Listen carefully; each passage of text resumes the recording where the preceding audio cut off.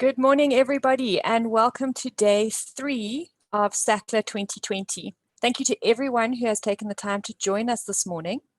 In this morning's session, we're going to hear from one of our keynote speakers, Professor Charles Young of the Rhodes University Psychology Department.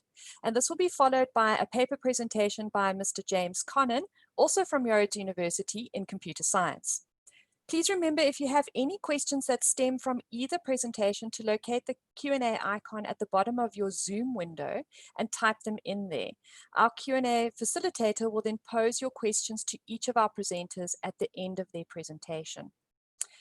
It is now my pleasure to introduce to you Professor Young. Professor Young is a South African and UK-trained counselling psychologist with a doctorate in counselling psychology from the University of Essex. He was previously based in the UK, working in the NHS, and then returned to South Africa to head up the Rhodes Psychology Counselling Centre before joining the Academic Department of Psychology. Professor Young is currently the head of department in the psychology department, and he has been appointed by the Minister of Health to the Board of Psychology of the HPCSA, where he chairs the examination committee. Professor Young will be speaking to us today on student mental health and well-being.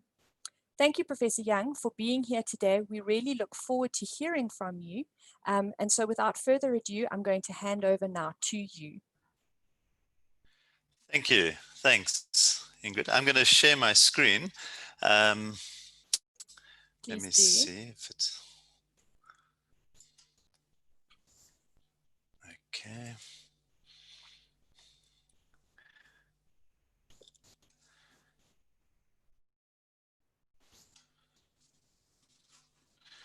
Okay, I think that must frustrate all the computer scientists to watch me slowly navigate Zoom.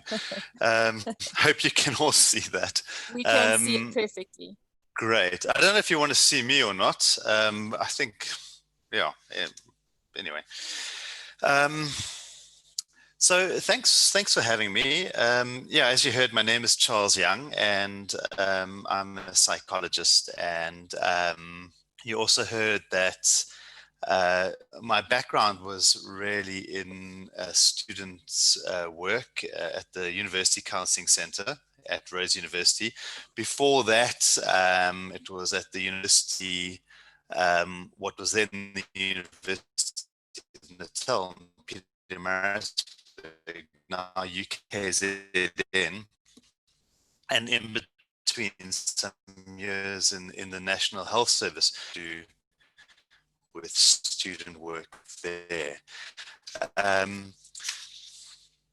So what is interesting, and I think evident by the fact that I've been asked to do this conference, is that there has been a real surge in interest in students do talks like this over the past year in a number of academic departments, and increasingly interact with colleagues in my own and other departments. People tell me that they spend a lot of time dealing with students in distress. Anecdotal evidence suggests that the demand for mental health support is greater than ever. And this corresponds with quite a large body of international research that suggests that over the past 30 years or so, both the number of mental health complaints and the severity of those complaints are increasing.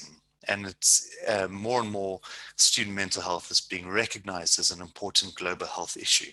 This increase in the severity and number of complaints is not explained by the increased participation in higher education. And it's also not explained by the fact that mental health issues have been destigmatized, which is great. All the data suggests that this is a real increase in the prevalence and severity of mental health issues amongst students. And so why might this be so? Well, we've always known that, of course, late adolescence and early adulthood is a sensitive developmental stage. It's a time of life when any psychiatric problems first become evident. We also know that there are major developmental challenges that students face, as they transition from home often to a much less structured life at university, and often without existing networks of social support, and struggle with academic workloads and financial hardship. But this isn't new. This has always been the case. None of this explains the increase in mental health complaints that we've seen. And to do that, we have to look at what are some of the uniquely of student life. More and more data suggests that often the main concerns of students and factors that seem to predict emotional distress and put people at risk of mental health problems are to do with financial struggles and struggling to deal with workload. And of course, things like financial issues are only getting worse. Increasingly universities have to rely on student fees, and also with increased participation in higher education, you have more and more working class students. And so the financial burden is greater than it has ever been. And in fact, some, at least one study suggests that when you compare the mental health of students with similar aged people. Okay, so another factor, of course, that's implicated in some of the emotional distress that students experience are drinking cultures at universities. And these quite pervasive and drinking cultures, which are resistant to change, have been implicated in a whole host of social, academic, health, and mental health problems. In the US, for example, binge drinking is the leading cause of death and disability amongst college students. And kind of paradoxically, it seems that this need to balance kind of social demands with financial and academic demands actually encourages a drinking pattern that is dangerous. It encourages binge drinking. What we've seen from our data is that students drink in ways to maximize intoxication. They pre-drink before going out. They buy cheap alcohol. They drink it fast, and this puts them at a particular risk. And of course, another disturbing global trend is the prevalence of sexual assault on university campuses. Anecdotally, I spoke with the previous head of the counseling service at Rhodes University not long ago. She has since left. She was there when I worked there. And what she said to me was that sexual assault is a bigger problem now than it's ever been, and it's not unusual to meet women students who've been assaulted in more than once in completely independent incidents or events. Okay, so whatever the explanation for this, it might be that students are more able to report sexual assault, or it may be that sexual assault is increasing. We don't know. But either way, whatever the explanation is, that sexual violence is a major contributing factor to emotional distress at university campuses in South Africa, other countries.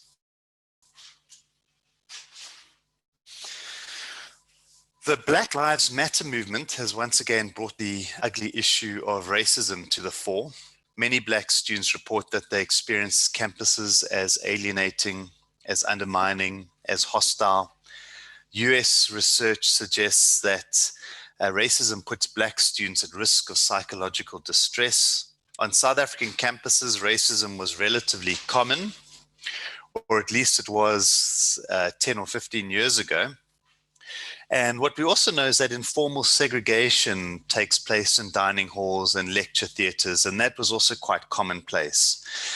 Inequality is another factor that's likely to detract from student well-being. This lockdown and the turn to online teaching has really highlighted how severe inequality is amongst students.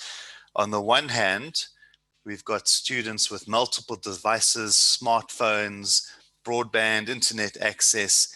And on the other hand, we've got students who are completely reliant on the delivery of paper materials. The most disadvantaged students on campus are also often the ones who participate in a language other than their first language or their home language. And Bangani and CAP have documented the gulf that can often emerge between first generation students and their peers and families back home. So this is clearly a factor, and this is a factor that gets raised often or has been raised on South African campuses and on American campuses. What we've also seen, certainly when I think about my time at Rhodes University, so I've been at Rhodes for about 13 years, and we've witnessed quite a remarkable transformation of student demographics. I heard yesterday that currently Black students comprise about 84% of our student body. Now, when I arrived at Rhodes, white students were the majority. I think about 65%.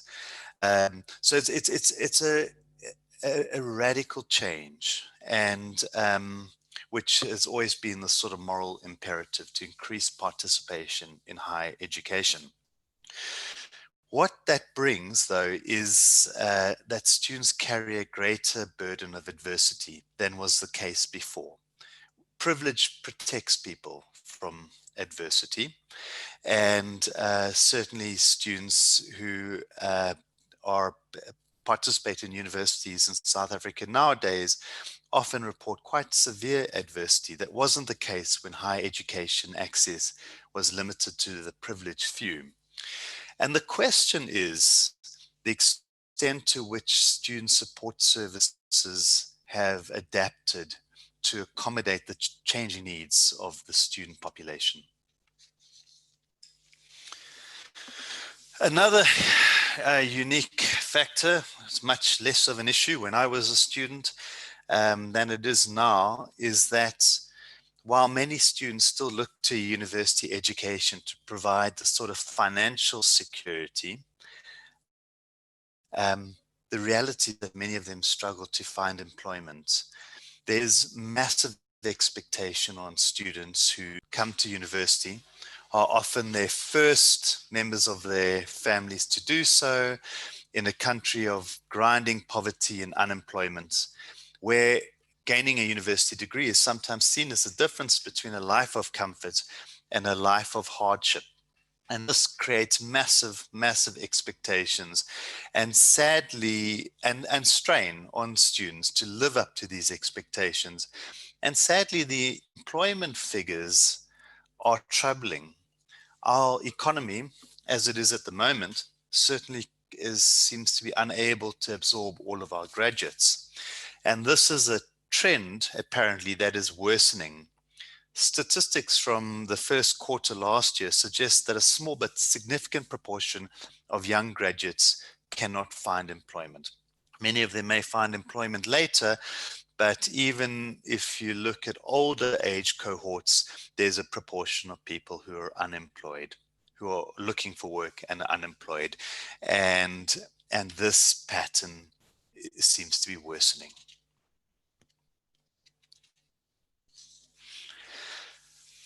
Then, as I mentioned earlier, the extent to which psychological services have adapted to changing student body and kept up with growth in student numbers. I mean, the other thing that I didn't mention, a small university like Rhodes, I think when I arrived, were sort of between 5,000 and 6,000 students, and now it's 8,500, nearly 9,000 perhaps. There's been quite a major growth in student numbers. And the question is whether counseling centers and other forms of student support have kept up with this growth and demand. What I'm aware of is that most university counseling services are inundated with demand, and many are having to use waiting lists. Many are having to ration therapy, so they can only offer brief, short treatments, and this may be detracting from the effectiveness of the services that they provide compared to years ago. Counseling centers haven't, certainly as far as I can tell, haven't grown in a way or in accordance with the growth of student numbers. Mostly counseling centers have been very stable in their staffing numbers over the last 10 or 12 years. And so the sad reality is that despite what many of us are told and led to believe that university will be the best times of our lives, for many students, it's not a happy experience. Many battle with anxiety, depression, and just struggle with psychological distress for a large part of their university studies. And sadly, all of this is going to be exacerbated by the COVID pandemic. We know from countries that have already had their first wave peaks and we're there now are showing what we can expect to see. Certainly the financial devastation of the lockdown has been associated with quite severe mental health consequences. That's going to impact on students who will struggle to meet the financial demands of their studies. There's also quite a lot of work coming out of the UK suggesting that COVID has resulted in complicated and prolonged bereavements as people die in isolation, okay, and without being able to have any contact with loved ones. And the National Health Service, for example, is gearing up to kind of respond to these complicated bereavements. There's also mental health consequences of intensive care, and particularly ventilation, which are being regarded as severe. Reports of quite high prevalence of post-traumatic stress after intubation and ventilation. So sadly, all of these fault lines that I've already mentioned are probably only going to be exacerbated by the pandemic, and this we're going to feel for years to come. Okay, so I thought what I would do is just run through a summary of some of the research that I've been involved with at Rhodes. And given that race and racism have been implicated in the student experience, I think it's probably important that I, as a white person, make a few points about this, particularly in light of some of the recent studies, the one at UCT that claims to explore Black students' apparent lack of interest in the biological sciences, or the Stellenbosch study a few years ago that suggests that colored women are cognitively impaired, both of which have rightly caused a great deal of controversy and anger. So just to say a few things about this, the consensus, of course, is that as a biological construct, race has no validity. So our notion of race is socially constructed, but as a social construct, it unfortunately has meaning and continues to shape student experiences and continues to predict life opportunities. And therefore it remains an important variable in the social sciences.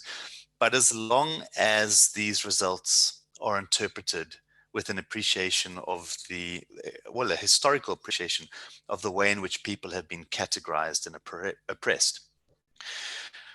Without considering race, it's obviously difficult to measure redress, and so I've used race as a variable in much of this research, but without subscribing to the racist ideologies on which these categories are based.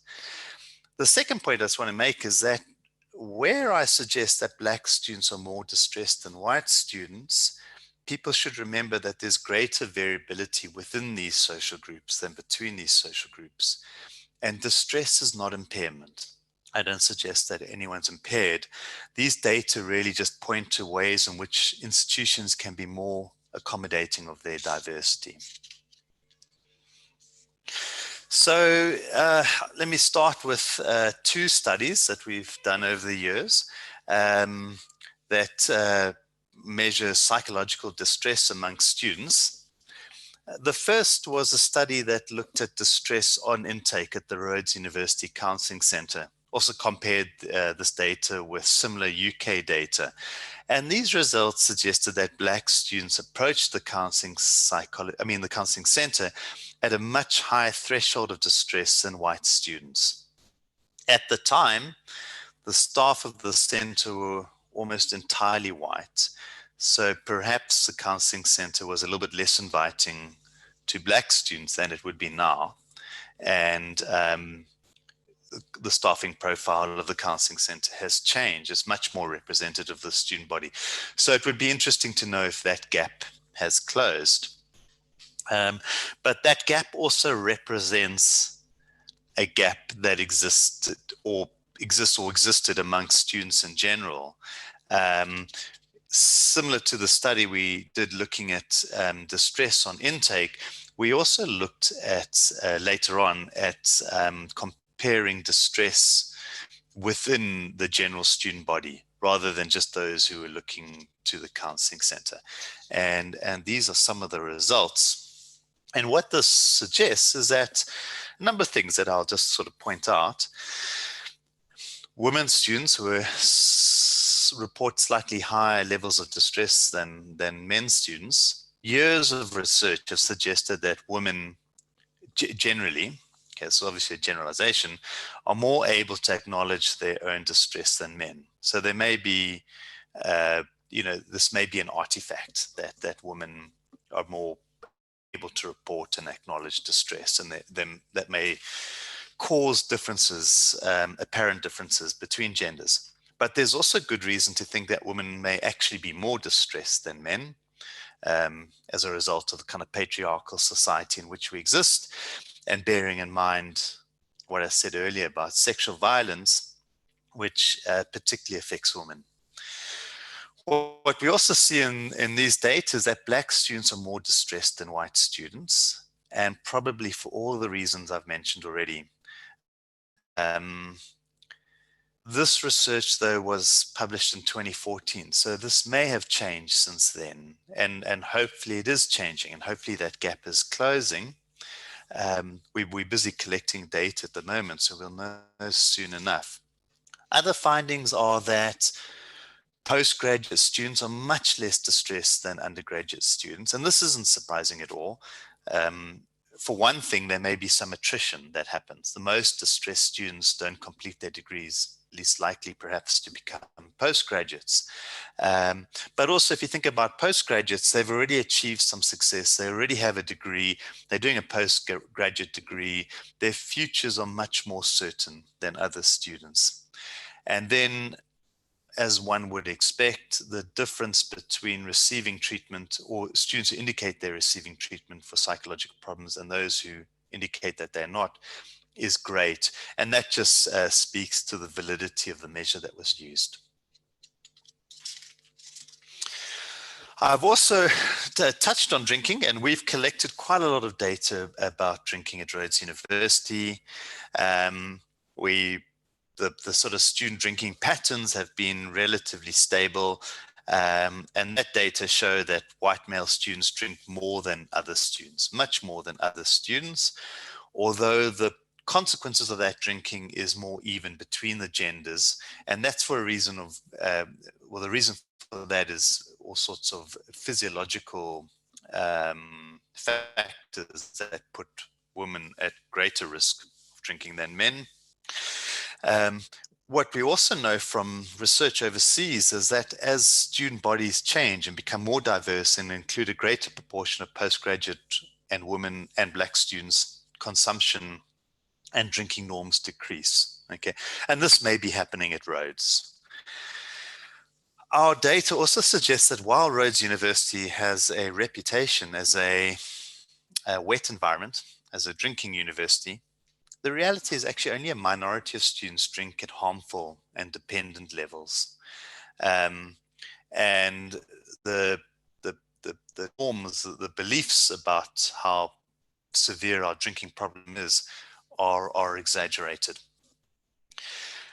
This is also consistent with quite a lot of international research that shows that students typically overestimate the amounts that other students drink, and they also overestimate attitudes that other students have to drinking.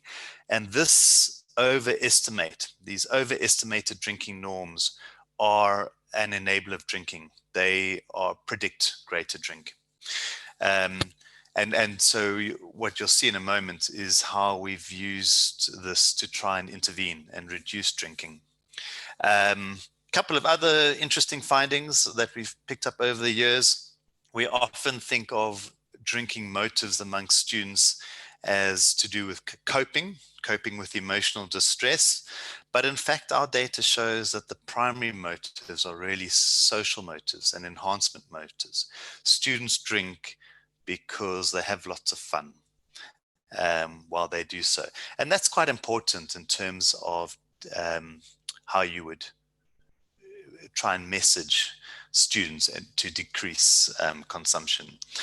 And then one of the more recent studies I've been involved in has been to look at the neurocognitive effects of heavy drinking. What we did there is we recruited a large sample of second-year psychology students, did some measures to control for various other factors, and divided that sample into those who drink safely and those who drink harmfully.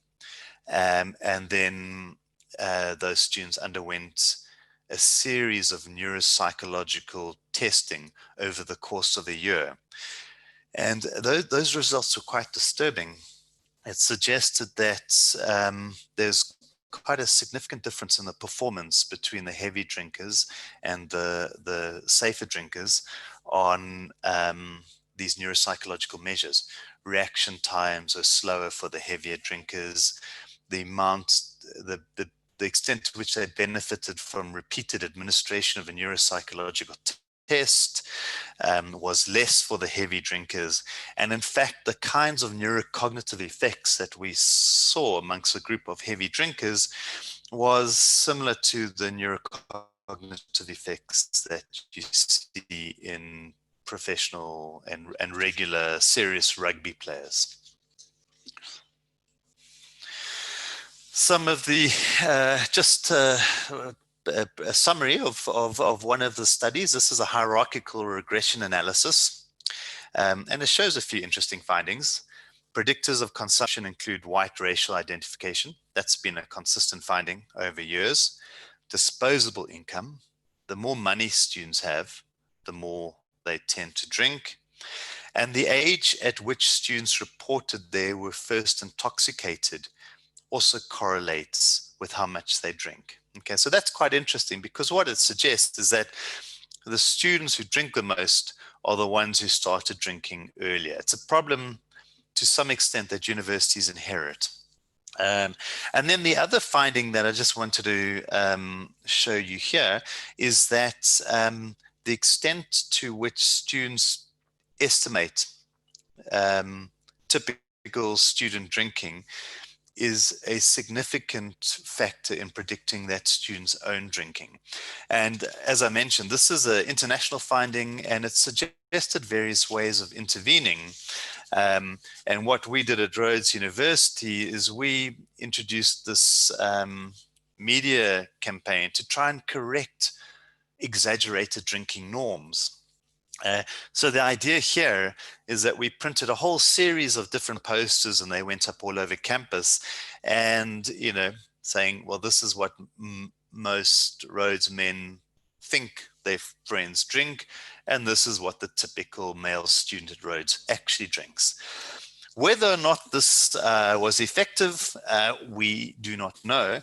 But what I can tell you is this provoked lots of discussion on social media. Students disputed the typical what we regarded as the sort of drinking norms. That was based on quite a large study of drinking behavior. Um, and so there's a lot of conversation about whether this was accurate or not. But the fact that these conversations were taking place suggests that this media campaign had some impact. Okay, so another little bit of research that we did was also to look at social media and how it was consumed at roads. At the time, the sort of concerns about the use of social media were threefold. One strand of research suggested that the danger was that by comparing themselves, that vulnerable students who spend time on social media would inevitably compare themselves against the very carefully curated social media profiles of their peers and would generally then feel worse about themselves. Another concern was to do with the digital divide, the extent to which some students are excluded from participating on social media and might be deprived of social capital. There was also concern that students who spend too much time on social media would be distracted from their studies and would lose social skills. But in fact, there's very little data to support any of these, particularly the more worrying concerns. Social media seems to have a little bit of a small impact, if any at all. And then what's happened now is that the concern has shifted. It's now more a concern about how social media or using devices might impact on students' sleep patterns, and this might then impact on their mental health. We don't know about that yet, but what this data suggests is that intensity of Facebook usage had a little impact on loneliness, no impact on people's reported satisfaction with life. Okay. Then at the moment, we actually starting this week, this was delayed by the lockdown. We're doing some research to look at whether there's a relationship between academic distress and some manifestations of emotional distress, including problematic eating, alcohol use, suicidal ideation, and so on. It's also an opportunity to consider whether this gap between different social groups is closed as the demographics of the university have shifted. So we'll know that soon enough. And already we're seeing quite a good response to the survey that was launched this week. What can we do? Well, as teachers and administrators, there are things we can do to mitigate this, the situation. Certainly those departments that don't do this should perhaps better track student participation and intervene as soon as problems are evident. So I'm as head of department of the psychology department, I often deal with distressed students. By the time they come to see me, I look at their records and I see a long trail of devastation. They've missed assignments, tests, and often it becomes much more difficult to salvage that coursework. And I often think, well, there should be a way in which we could have identified the student earlier. We also know that flexible curricula that give students flexibility are more able to accommodate students who have mental health problems, who might have to leave university and return. We can all do something about lobbying for better resourcing at the counseling center. Academic staff and support staff, and particularly those that take an interest in the well-being of students, often report that they are overwhelmed by the continually dealing with students in quite severe distress. And there's really no reason why universities couldn't offer basic counseling training to academic and support staff who would more likely use that. And then the last point I wanted to make there is really, I've been thinking about this, about how we might integrate mental health care into the curriculum. I teach a first year psychology class to 1,000 Rhodes first year students. And there's really no reason why we couldn't use that as an opportunity to incorporate mental health guidance into that course, or specifically develop a course around that includes all the evidence-based guidance that people could use then to enhance or create a buffer around their own mental health. And that's something I'm hoping to start next year. And I see that my time is up. So that brings me to the end. Thank you very much. Thank you, Professor Young. That was really informative. I can see that we've got a number of questions that our attendees have begun posing, and I'm going to hand over now to George Wells, who is our Q&A coordinator for this session, and he'll present questions to you for a bit of discussion. Okay.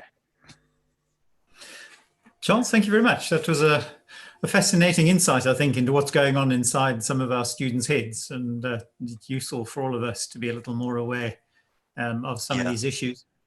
As Ingrid's mentioned, we've had several questions that have come in on the Q&A channel, and just encourage any of the other attendees, if you do have any questions for Charles, please just click on the Q&A button at the bottom of your screen, and we'll relay those questions to Charles.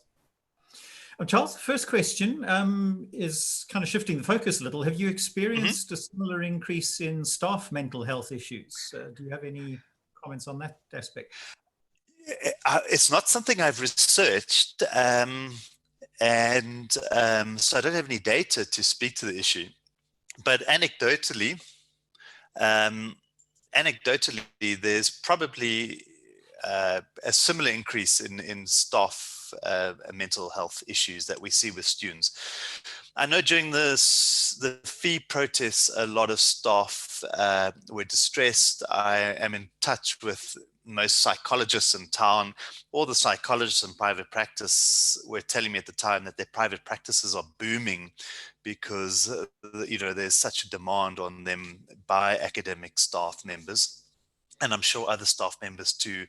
And just the way at universities we've increased student numbers without greater resources. I think staff are having greater demands that are made of them. So I would expect that there are probably similar increases in staff mental health issues, but I don't have any data to back that up, unfortunately. Thank you. Question from a colleague just down the road in Port Elizabeth. Our university now has to provide meals for some students. Is that going to have some impact on student mental health? Yeah, look, hungry students is not something anybody would want. It's obviously going to be very difficult for a student to focus on their academic and their mental well-being if the sort of basic conditions aren't met. So, if there's a need to provide meals for students, then, and I suspect there must have been for this to have happened, then that's likely to benefit students. It's the same thing with children at school who often get their most filling and nutritious meal of the day at school, and it's increasingly recognized how important that is. So it may very well improve student mental health. Another question that's come in here asks if you have any information on attitudes towards class attendance, and then expands on that. It says the perception seems to be that these are changing, class attendance patterns. But as you point out in your talk, perceptions are often not correct. Yeah, yes. I don't. There have been people who've correlated and shown a relationship between attending class and doing better academically. But I think with the growth in student numbers, it's quite easy to get away with not attending. And I fear that might be becoming a new social norm, particularly in the humanities. Psychology 1, for example, you mentioned at Rhodes, we're a small university. Psychology 1 has 1,000 students. I think that's 50% of the humanities first year students are doing Psych 1. And people have anecdotally suggested that class attendance is getting worse and worse. And then we accommodate that. We make more detailed slides available, which enables students not to attend, which I think detracts from their academic performance, and which then might also then detract from their mental health. But unfortunately, I don't have data. it's attendance varies greatly within the institution that I work. Some departments seem to get quite good attendance, or they make it compulsory. Others are quite happy or seem to tolerate quite poor attendance. So it's an interesting question, certainly. But what we do know is that attendance does seem to correlate with academic performance. There are benefits to attending lectures, and that's been quite a consistent finding over the years. Cool. Another question come in. This is a two-part question. What factors should be considered when deciding whether a student is in trouble or not? And then how should departments intervene once they have identified students who are heading for trouble? I guess that's how can we as lay people kind of intervene? Yeah, look, I think factors that participation is often a sign that students are battling. So people who have a reasonable track record and then that changes for some reason, or that should be investigated. How should departments intervene once they've identified students are heading for trouble? A lot of the research suggests that students and people generally who have often quite severe mental health challenges get a lot of support from people who aren't necessarily trained to do so. Sitting down with a student, finding out about what's going on, can be very, very useful. If you can, and if the student's willing, and if you think it's serious enough, a referral to a counseling center would be good. But counseling centers increasingly are over subscribed, and sometimes there's a waiting list. So academics are also reporting that in the old days it was quite easy. You send someone to the counseling center and they got seen straight away. That seems to be happening less and less. But monitoring and tracking participation, and then maybe calling students in and having a conversation, I think is probably the best thing that you can do. Another interesting one here, in terms of workload triggered stress, how can departments help in such cases, given that they believe that the same workload has been working for years in their department and nobody's ever complained about it before, to the best of their knowledge? Yeah. No, look, that's probably true, but students have changed, and of course, as we've widened participation, you have many, many more students who, we have a very two-tiered schooling system. More and more students who come to university despite a poor educational preparation. I think it's probably a particular feature in the sciences where students have unreliable, patchy teaching in mathematics. So it may be that the workloads have remained constant, but student body has changed, and obviously we need to respond to that. The reality is that a smaller proportion of students come from elites, private schooling and formal Model C schools than was the case in the past. I don't know if that, I mean, we could talk about that in probably much more detail, but I suspect that's true. Workloads may have changed, but students have changed, and there are all sorts of other factors that might detract from students' ability to participate in classes, and the preparation that students have for university is very, very uneven, sadly. Indeed. A question here, not sure if there's a general answer, but is there a way academics can access some basic training to identify some of the red flags regarding students' mental health, so that they can direct them to counselling centres, etc.? Are you aware of any? Yeah, look, I think there should be. So there was a time when the trouble is people who provide this training are often so extremely busy that a lot of their sort of outreach work has been curtailed. This has happened at the Rhodes University Counselling Centre, for example. They used to do a lot of work in residences. They used to do work in departments. They are so busy meeting the sort of demand of people who come into the waiting room, that they have much less time for this kind of outreach. But that's something that's relatively easy to arrange. And I think it is an important factor that since so many students get support from academic staff, and that's probably the most common source of support for students rather than the counseling center, then we should ensure academic and also support staff, sorry, it includes many support staff too, should be offered the kind of training so that they feel that they're equipped to respond to that demand. Charles, we saw a couple more questions there. I've tried to cherry pick some of the best ones, but you see our time is up, so we'll call it. Thank you very much. It's been a very helpful discussion. Thanks for having me. It's been great to be here.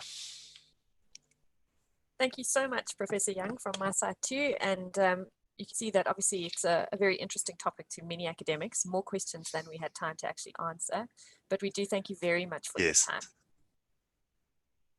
Thanks for having me, and enjoy the rest of your conference. Thanks very much. Cheers. Okay. So now we are going to proceed to our second presentation, which is an academic paper within this session. The paper was authored by James Connon, Dane Brown, and Caro Watkins of Rhodes University Computer Science. The paper is entitled Using Technology to Teach a New Generation. For this particular presentation, we've got a pre-recorded video that will be played by our Sacla Zoom account. So if we just give them a few minutes to start the presentation. Once it is over, James Connon is available for questions. So please, if you have any questions while the video is playing, don't forget to tap on that Q&A icon at the bottom of your screen and type in any questions that you might have. Good morning and welcome to this presentation titled Using Technology to Teach a New Generation by James Connon, Dane Brown, and Caro Watkins. I'm James Connon and I'll be doing the presentation. Here's a brief overview of the presentation. We'll be looking at the motivation behind this research, some background on the students that typically do our introductory course, as well as an overview of the course itself, highlighting only those things that we think differ from what other people do. And then we'll look at how we apply technology to this, and we will look at some interesting measurements and the results we got from doing this analysis. So the motivation behind this is that we teach a course, we give a student a mark, and we can tell you that the student got 80%, that person got 50%, whatever. But we can't really do that for a course. We can give a subjective evaluation, we can get someone to do a peer review, we can give some student assessments, we can do all kinds of things like that. But it's very difficult to know how well your course is really doing and how well you're meeting your objectives, other than to try and measure them subjectively. And this was really an attempt to do both subjective and objective analysis. So in an introductory programming course, everybody has to start somewhere. Everybody does not start in the same place. They all want to get to the end, but the end might be slightly different for different people. And you put all these people into a room together, and you are trying to get them all to learn to program. The diversity within a group like this can be immense. You can have people who've never touched a computer. You can have people who are computer literate but have never programmed, and you can have people who've done a bit of program, maybe a bit of Scratch, something like that. And then you've got those who are sort of over-prepared. They've been programming for a while. They might be self-taught. They might have done formal courses or IT at school or something like that. But they really have a fairly good idea of what's going on. And then you add to that what other people think of as diversity. Things like thinking styles, language, ethnicity, race, physical ability, age, you name it.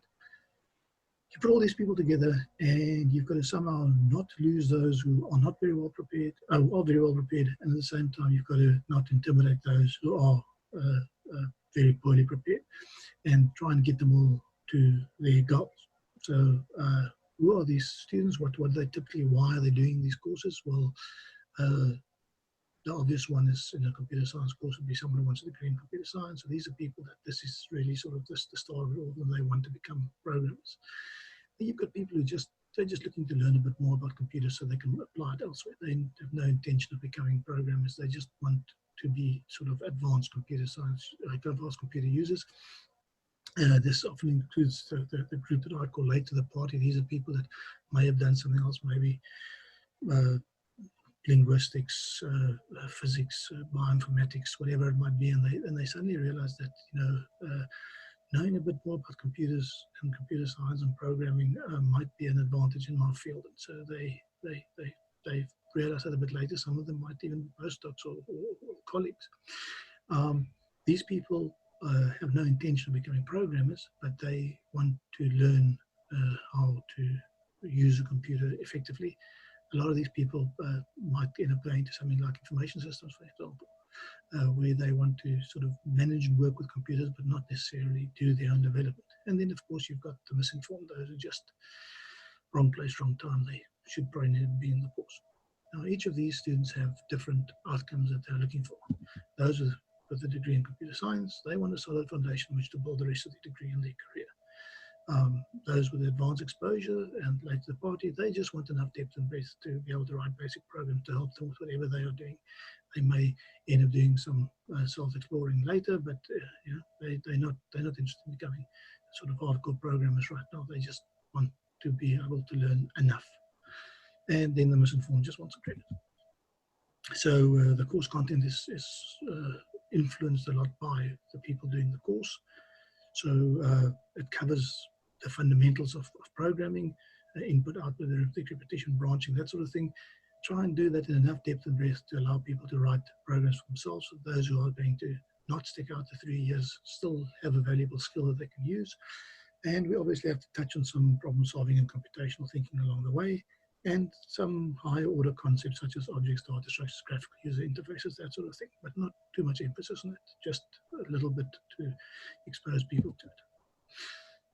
So in order to do this, we need to pick some kind of platform to do it on. And part of our intention of doing this is to level the playing field a bit, to make it easier for those who have not used a computer to be able to share a lab with those who may be very computer literate, who may have been using computers for a long time, to try and reduce that fear and that intimidation factor. Another thing that I've always felt quite strongly about is that, you know, we use a version of something in the lab, and then we expect students to go home and use a different version of the lab, or otherwise pirate the software because they can't afford it. I'm a firm believer that what we use in the lab should be available to all the students everywhere, and they shouldn't have to be tied to a specific environment that they can only get in the lab. I know there are some companies out there that offer very, very good student packages, but most of these come with some kind of string attached, and often it's the people that are the least computer literate that tend to be caught out by these things. So for that reason, we've gone with a GNU Linux environment, and my colleague Dane Brown will do a presentation later today on the system we came up with. We started off with a virtualized environment, and eventually went to a boot disk. But the bottom line is we give the students a flash drive with the exact environment we are going to be using. And everything we have access to, they have access to, and they can run it absolutely anywhere. So one of the first things we had to do was select a programming language. We went through a year-long process to look at this.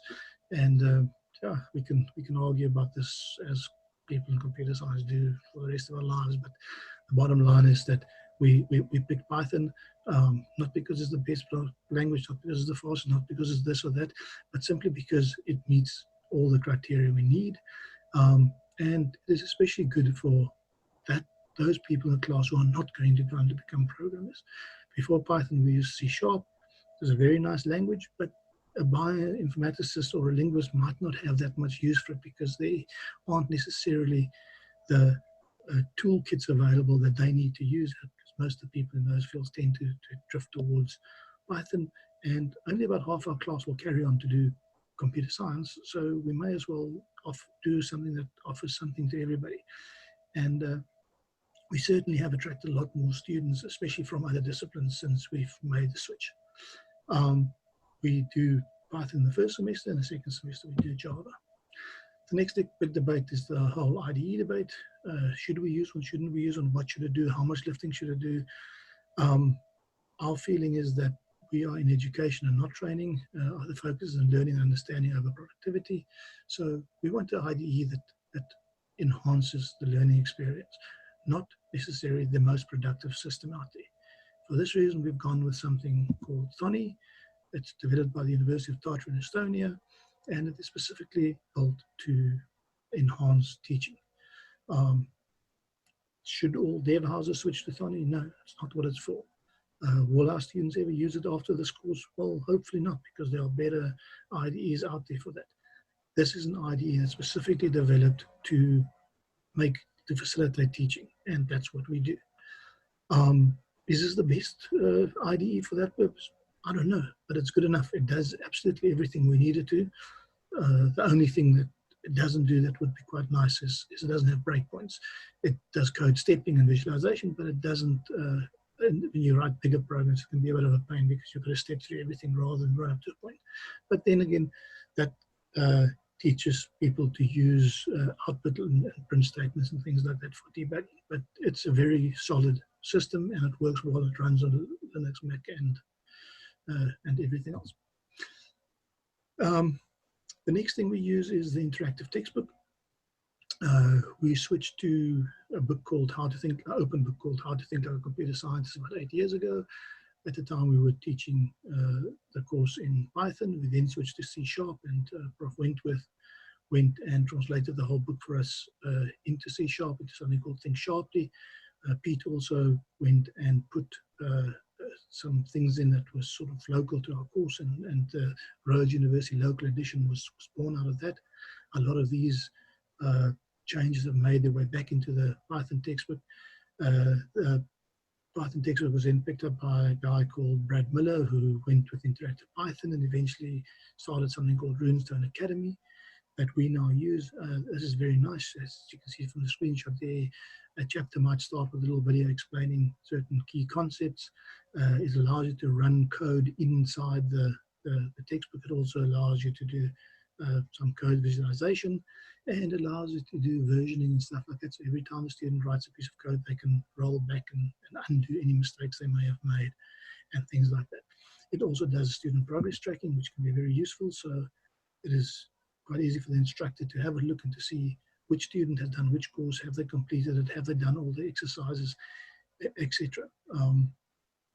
The system is available on GitHub. It can be downloaded. It's reasonably well documented.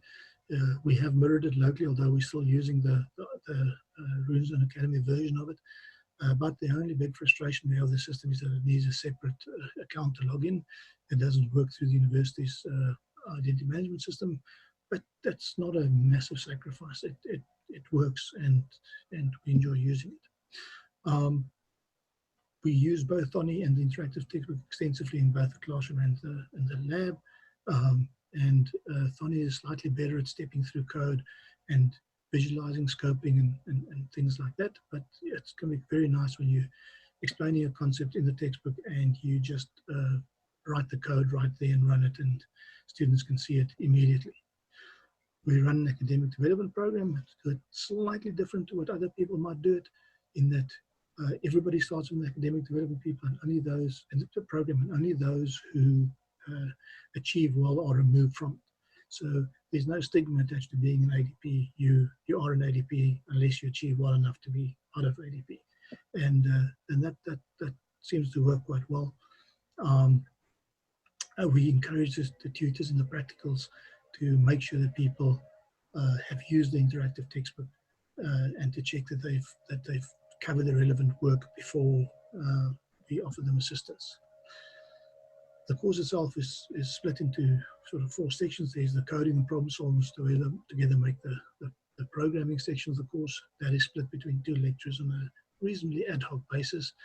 The other section is the computational thinking and academic development program, which is normally handled by one person. Computational thinking just has 1 lecture per week. So it's just a way to get the ADP person into the classroom so that the students can be familiar with them, and therefore they are more likely to approach the person for assistance because they already know them. They're not a stranger tucked away in an office somewhere. Our practicals are divided into classwork and homework to get people used to the idea of working with some time constraints. So there's a part of the practical that's due by the end of the practical, and then the other part is for homework for the following week. The other innovative thing we've got is a prac exam. This was Yusuf Mutara's idea. We have 10 to 15 questions that are weighted between 2 and 70 marks, depending on the complexity of the problem.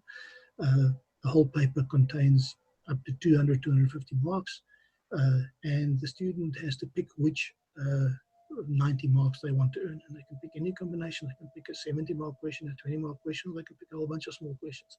Each question is has a unit test associated with it, and you have to pass all the unit tests, including some which are not seen, in order to get your marks. And it's an all or nothing situation. If you fail a unit test, you get 0 for that question. If you pass all the unit tests, then you get your marks. Most exams have 1 or 2 people that get full marks for them. In other words, answer all 200 or 250 marks. But most people obviously just aim for the solid pass. Right, so this brings us to the interesting part, measuring success. So when we look at measuring success, there are so many ways to do this, and it always reminds me of the measuring the height of a building with a barometer question. And there's sort of 15 solutions for you of how you can measure the height of a building with a barometer. The problem with measuring how good a course is that things like class averages, pass rates, and numbers are easily manipulable. All you have to do is mark more leniently or make your questions easier, and your pass rate goes up. But that's not exactly fair. What you can also do is you can do your peer reviews, your student assessments, things like that. But those are fairly subjective. So what we did is we sort of dove into all the data I could find: demographic data, gender, race, you name it, home language, subject choice at school, subject choice at university, trying to look for some kind of pattern or patterns that can give us some idea of how we are doing. And results were largely encouraging. There wasn't significant discrepancies between how people did based on any of those things, but it also didn't really give us a very solid measure about how well a job we were doing presenting the course. And then I graphed this. This is one cohort going through the system. So on the left-hand side, you have all the marks for CS1, then you have all the marks for CS2, and you have all the marks for CS3. If you look at the CS2 marks in the middle there, those sort of 4 or 5 dots that don't have lines coming out, and those are students that obviously failed. As you can see, they got below 50% there. And so they didn't carry on. They gave up at that point. Unfortunately, if you look at the CS1 mark, then you look at the person at the very top there, you'll see they also didn't carry on the course. They were the top mark in CS1 and had no desire to carry on the CS, so dropped out and went and did something else. The sort of solid yellow golden line there is the class average across the 3 years. The long line is the trend line, and the other one, the little squares are the actual averages for each of the years. So I drew many different versions of this graph, some by module, some by week, some by so much information to try and see if there's any kind of a pattern that emerges here, other than the sort of a slightly downward trend that you see from first year to third year, and most marks sort of follow that same trend. There wasn't really anything initially that stood out. Then sort of I zoomed in a bit, and I looked at it, and I looked at just those who passed CS3. So if you look at the green line at the bottom there, that's your 50% mark, and we just sort of looked at all those who scored above that mark. And something seemed to emerge. And so then I looked at the opposite, those who failed, and just all of those who got through to CS3 and didn't make it and dropped out to CS2. And I found something quite interesting.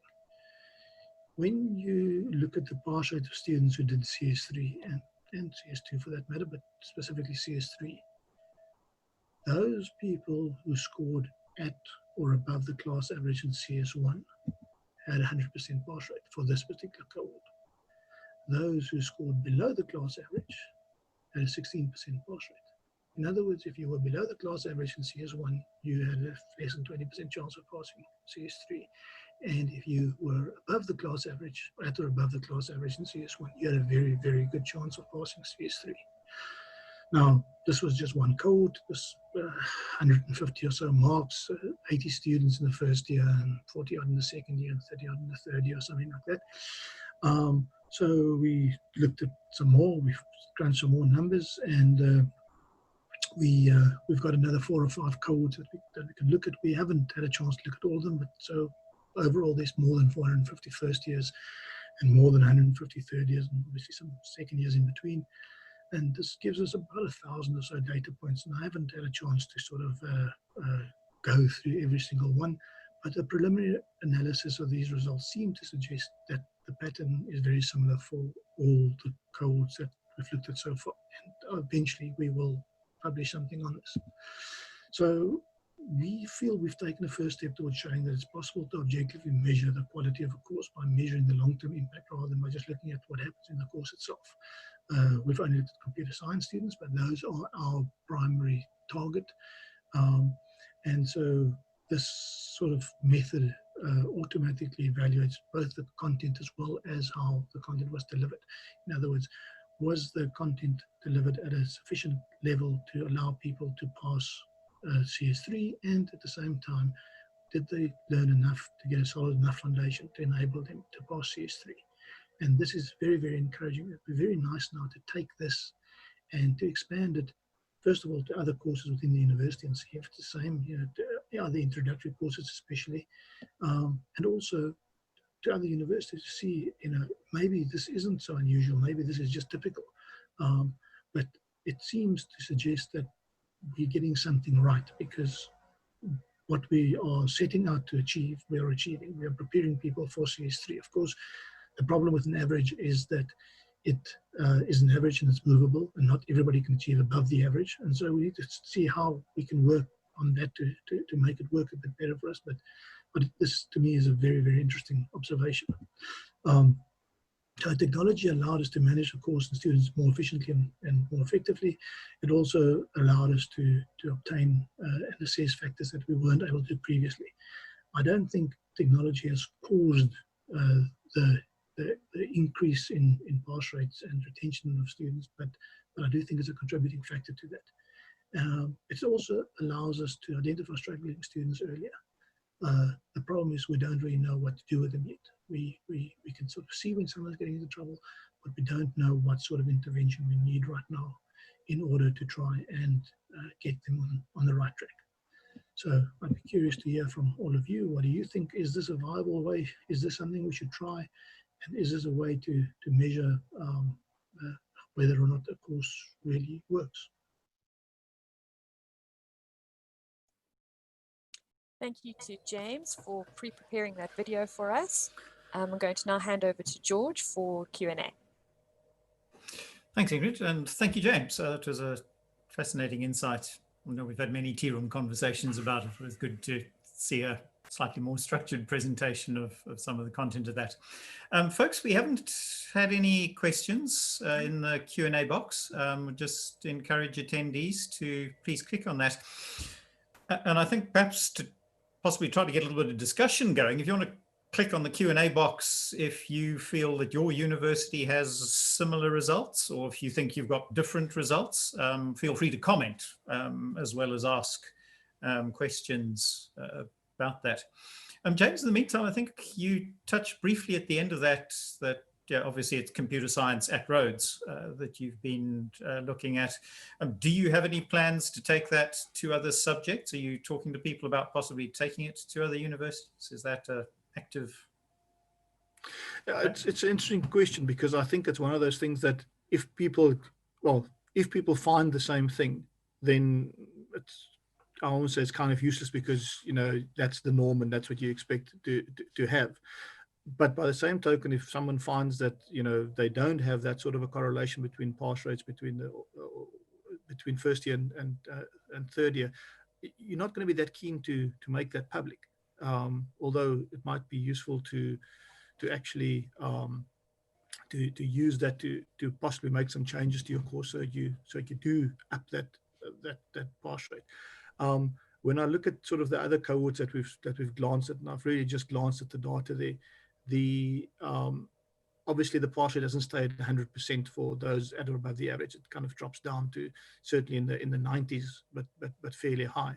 And so that to me is still good enough. You want someone who's done the foundation course to have a foundation to get them to their degree. What might be interesting is to look at the students, because I think about half of the IE students are also comp sci students, to see how they perform as well. That might be another data point to track. I don't know if people from, for instance, maths would be keen to do this, to get something like that. But then with maths, you've got an interesting situation because you've got hundreds of students in your first year and not that many in your third year. So I don't, but you still obviously would want to see something like that. And I've been trying to sort of think at what other courses just at Rhodes this would apply to. What other courses do you have a first year course that kind of directly builds to a third year course? And I don't know which ones one would look at. See, we have now had a couple of questions come in. One of them from the top of your head, what do you think could be done to those students who you identify to be battling at an early stage? Are there interventions?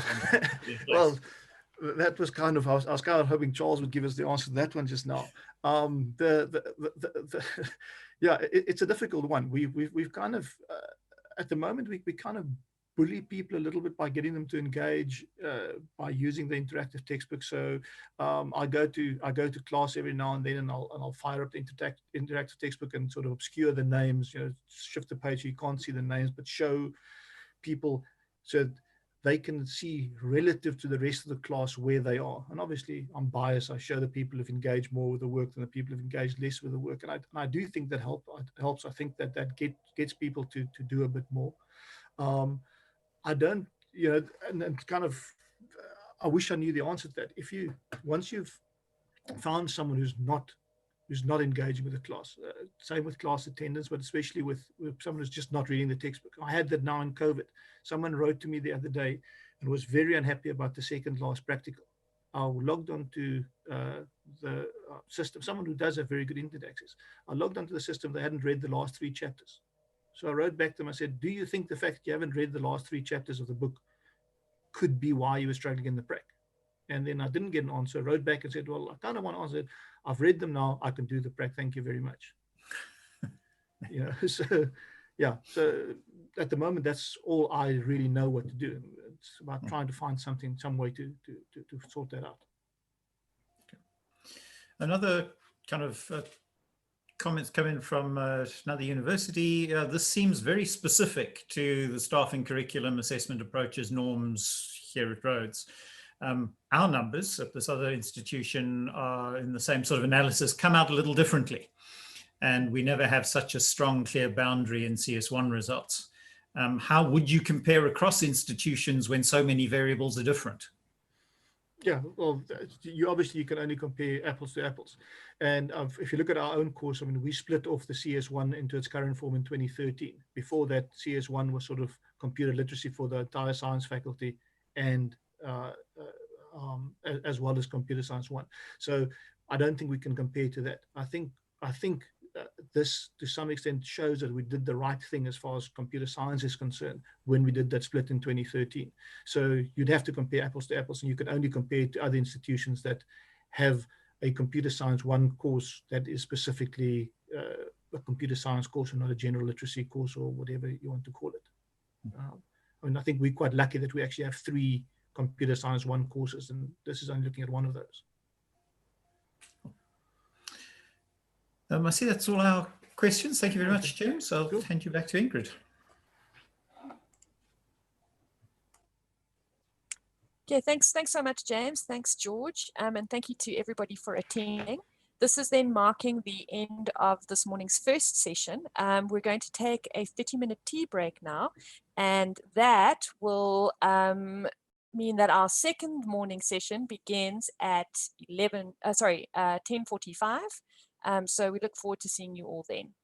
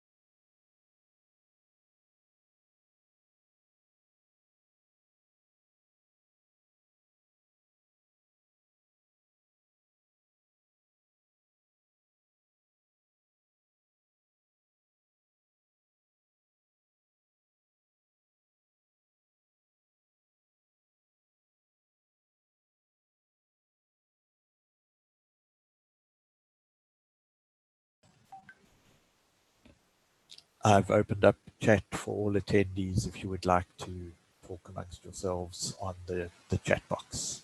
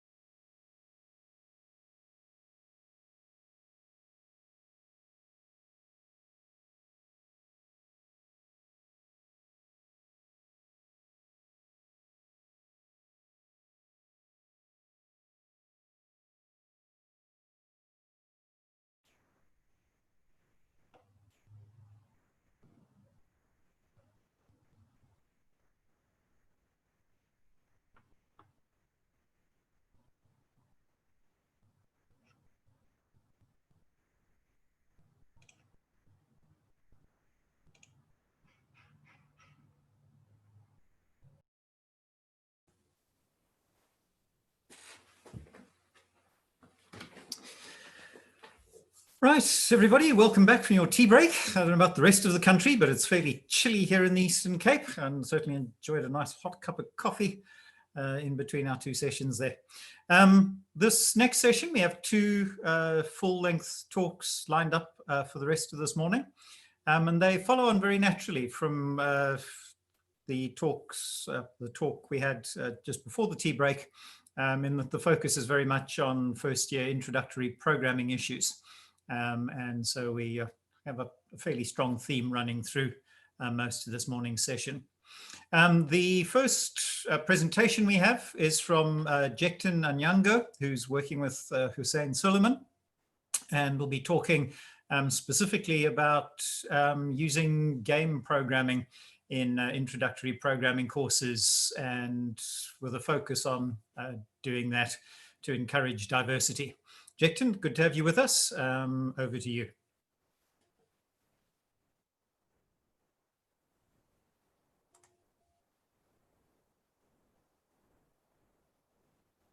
You just need to unmute your microphone, Jektan. Is that fine now? Perfect. Thank you. We can hear you and see your slides. Yeah, thank you so much, George, and the organizing committee for Sacla for giving me this opportunity to make a presentation. My name is Jektan Anyango, and my co-author is Hussein Suleiman. And the title of our presentation is Designing Programming Games for Diversity in Teaching Introductory Programming.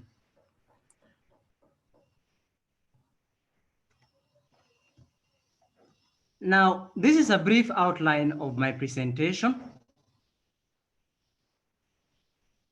So I will not go through it one by one.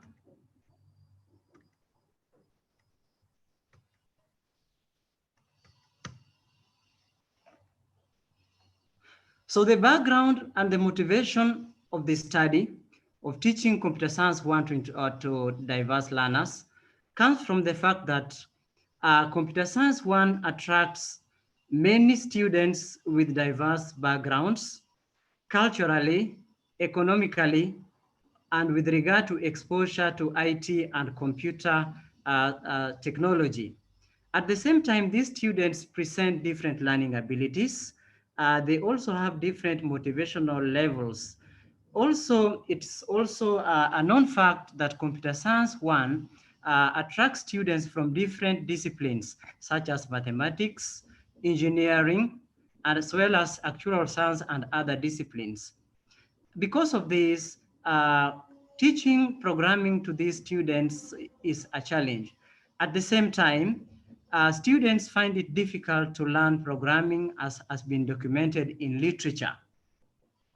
Now, because of this challenge, scholars have suggested the use of games, that is game-based learning approaches, to help in the motivation and trying to help in the difficulties which the learners are coping with.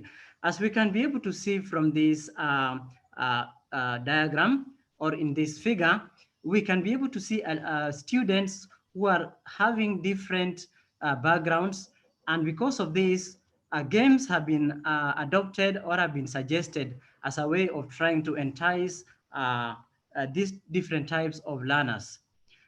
But it leads me to the problem, that is designing programming games for diverse learners, such as introductory programming course, Computer Science 1, is difficult and it is time consuming. So for this paper, we adopted the definition of diversity according to the authors, Thefire and Hamilton 2015. That is, diversity is the differences in learners due to cultural and economic backgrounds, motivational needs, learning needs, academic skills, as well as gender. The research questions which guided this study are three. One, what teaching practices are used by programming lecturers in Kenya and South Africa when teaching undergraduate novice students the recursion topic? Number two, what teaching examples or analogies are used for designing games to teach the recursion topic to diverse novice students? Number 3, what design guidelines are useful when creating programming games using generator tool to diversity in teaching computer science 1? Related work. There have been debates in computer science education with regard to 1, gender inclusivity in computer science. That is, some scholars have looked at the incredible shrinking pipeline. We do realize that when students graduate from high school or secondary school, when they come to the higher education, that is the universities and the tertiary colleges, many of them are thrilled with computer science. They really want to do computer science. And we find a large group of students ranging between 500 to 1,000 always in a class. But as you move up the ladder, we realize the numbers start shrinking. They start coming down. Other works have also looked at low enrollment rates and lack of computer science, especially as we move up the ladder, and lack of diversity.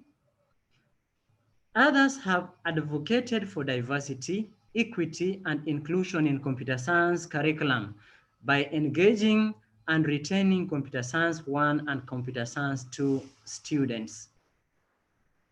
Other scholars have also looked into ways of preparing educators or lecturers to cope with diverse students in learning institutions. Now, we do realize that the current generation of students, usually referred to as the net generation, are digitally active and they are not motivated by the traditional abstract methods. As a result of this, we do realize that we now need to come up with different innovative ways of attracting these types of students to subjects or disciplines like computer science. Now, we took recursion as a use case in this study because of the reported difficulty of the topic in computer science. Now, computer science games, some games have been used in computer science to teach the topic of recursion, and we scanned through about 5 of them: Elemental, Cargo Bot, the Light Bot, Program Your Robot, and Saving Sarah. We looked at the various features which are supported by these tools. I'm not going to go into the details of each one of them, but what we did find out is that most of them, as currently designed, lack support for diversity. The details of this review can be found in the paper. This leads me to the next slide, which is about the study design. We interviewed 17 computer science lecturers, 4 were female, 13 were male, from Kenya and South Africa. 12 participants, that is 70%, were experienced. They had taught for about over 10 years. 6 had used games in teaching. 4 out of the 6 had developed the games by themselves. 1 was a professor in game development who gave an expert opinion. Each session lasted for 45 minutes, and we recorded all our interviews. The interview questions targeted themes like teaching experience, game-based adoption barriers, teaching practices, teaching examples and analogies for design, design considerations for creating programming games for diversity in computer science 1.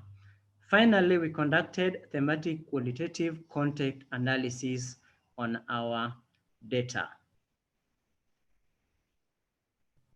The results.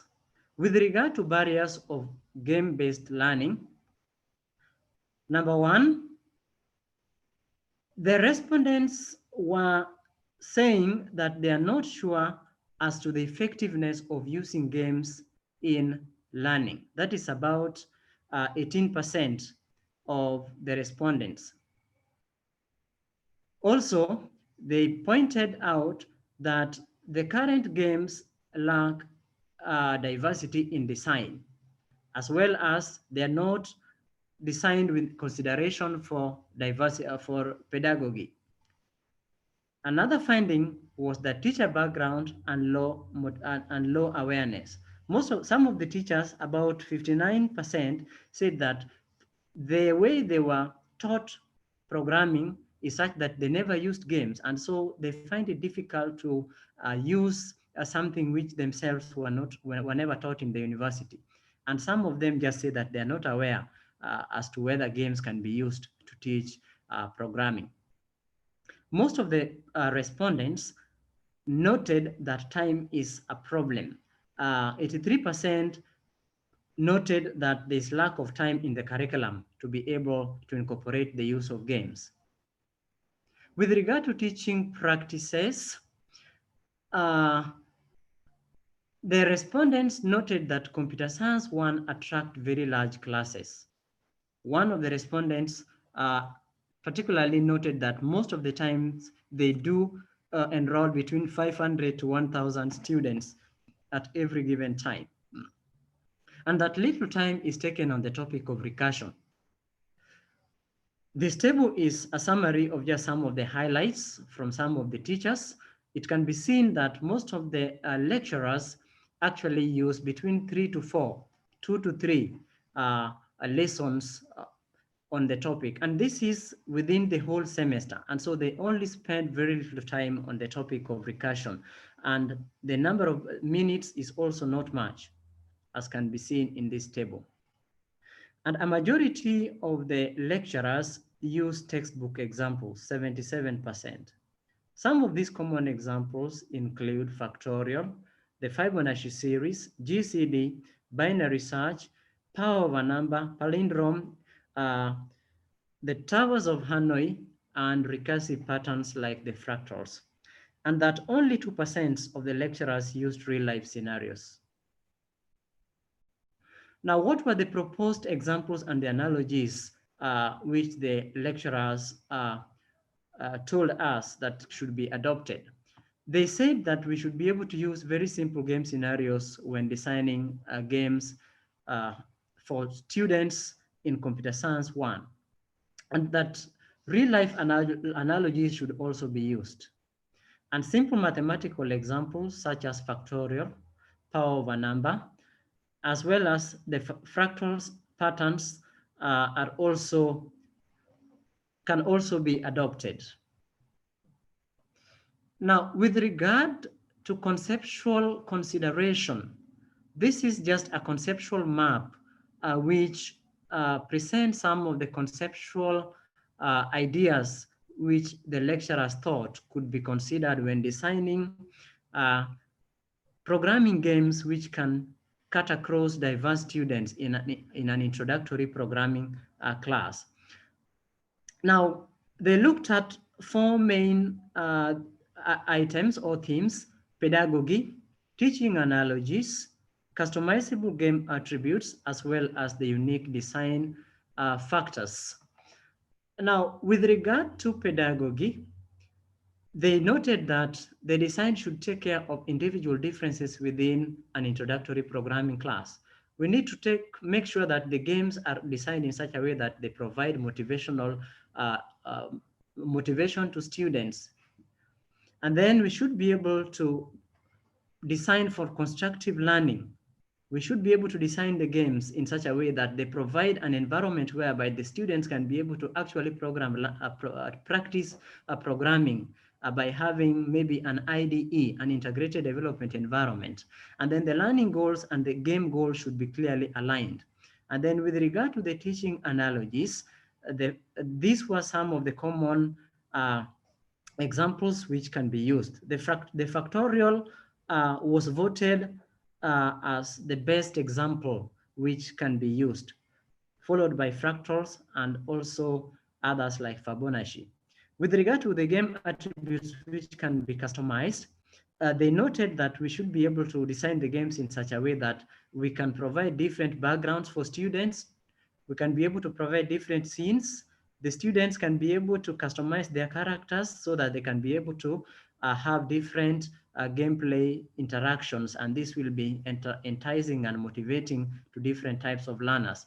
Now, with regard to unique design factors, economic and cultural backgrounds need to be taken into consideration, owing to the fact that not all the students had the same starting point with regard to exposure to IT, with regard to the ability to actually program at an early stage or in the secondary school and such like things.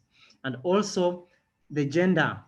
The game should be designed in such a way that we take care of the male and the female gender, as well as also other minority, other groups. And then the particular context of the students was also very important. So these were the conceptual design ideas which were proposed by the lecturers. Which leads me to the design guidelines which we are proposing in this work. Given the findings from the lecturers, we propose 8 guidelines when designing programming games for diversity in teaching computer science 1. Number 1, that we should be able to use diverse simple mathematical examples. 2, we need to design for fun and enjoyable real-life analogies. 3, we need to consider particular gender needs. 4, we need to consider student background with regard to their background knowledge in computer science or computer or IT, their cultural background, as well as economic background. We need to choose game genres bearing in mind religion. We need to consider childhood game experiences of the learners. And then we need to design for different learning abilities. And lastly, we need to design game customization to enable students to have different variety of game experiences. Now, these guidelines are supported by previous works. For example, principles 3, 4, and 8 are supported by the works by Rankling and Kafila. Guidelines 1, 2, 3, 4, 5, 6, and 7 are supported by the prior work of Katz. Guidelines 2, 7, and 8 are supported by these 2 works. This study had some limitations. One, we interviewed 17 computer science lecturers or domain experts. This was less than expected, but we conducted interviews until saturation. Furthermore, most respondents, that is 70%, were very experienced lecturers. Also, somebody could argue that the small number of the participants had used games in teaching, but some studies have also indicated that low game-based adoption is a problem, particularly in developing countries, and therefore, the small number is a clear reflection of this population. Furthermore, a game expert, a professor, moderated the findings by giving an expert opinion. Therefore, we argue that our findings are valid and broadly representative. Thank you for listening to me.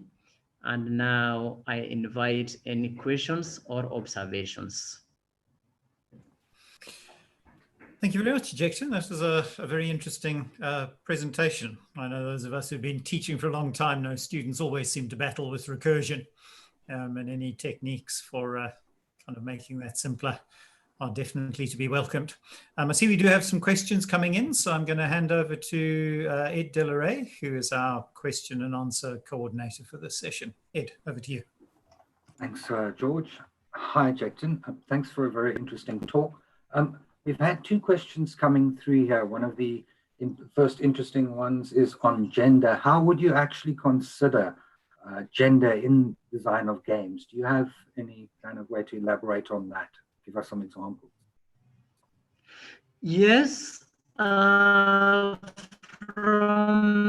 the review that we conducted, several previous works have taken note of the fact that gender inclusivity is very designing games which can be able to appeal to different to the various gender in a class.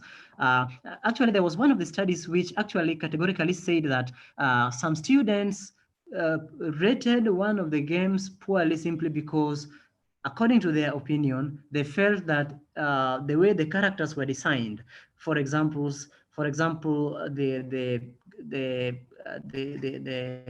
clothing or the attire which they were putting on, they were not well taking across, were not well cutting across the various types of gender. And so this is important consideration. Thank you. Thanks very much. Well, I think it may be the same attendee or another has followed on with that and said, is it possible perhaps to design games in a gender neutral way so that in fact you're not actually excluding anyone? Because I'm not sure if you can speak to that. Thank you. I think you are reading from that observation actually speaks for what the moderator said. And just to give a highlight, based on our guidelines, we have developed a game generator tool which we are currently testing. And what the moderator said is that much as the lecturers have proposed some design guidelines with regard to gender, with regard to other particular diversity considerations, there is need for neutrality when it comes to design. And so actually when we developed or designed our games, we did them in such a way that the games generated have got some kind of neutral aspects. For example, the clothing, for example, the customization of the character and all that. And so there's that taken care of. So it's a good point. Thanks very much. I hope that's answered the questions. I've got one more question come through from Dane Brown. He's from our computer science department, quite technically orientated. And he's asked you a question. Can you give some examples of what you mean by diverse mathematics, employing diverse mathematics in the games? Come again? Okay, I noted during your presentation you mentioned things recursion and fractals, etc. Yes. So Dane, one of our computer science lecturers, is asking, do you have any other examples of what you mean by mathematical examples used in games? You said. Okay. So from the conversations with the lecturers, there was a feeling that there is need for considering students who have got different mathematical abilities. To be specific, one of the respondents actually was wondering as to whether the use of the mathematical examples which are used commonly by lecturers in teaching recursion should be used. If I can give a case in point, like of course the Fibonacci. If I can give another example, like for example,